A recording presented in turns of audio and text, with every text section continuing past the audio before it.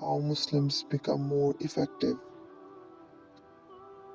Be grateful to Allah, O you who have believed.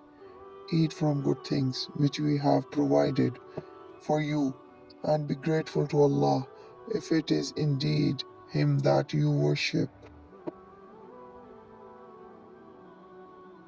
Pray regularly and seek help through patience and prayer, and indeed it is difficult, except for humbly submissive to Allah. Adopt good deeds.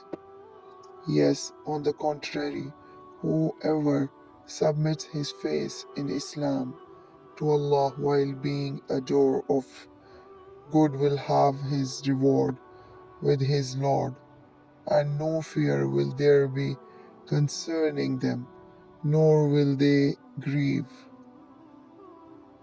Avoid being jealous. Be aware of envy, for envy devours for good deeds like fire devours firewood. Keep good company.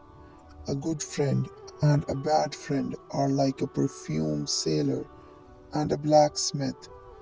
The perfume seller might give you some perfume as a gift, or you might buy some from him, or at least you might smell its fragrance. As for the blacksmith, he might singe your clothes, and at the very least you will breathe in the fumes of the furnace.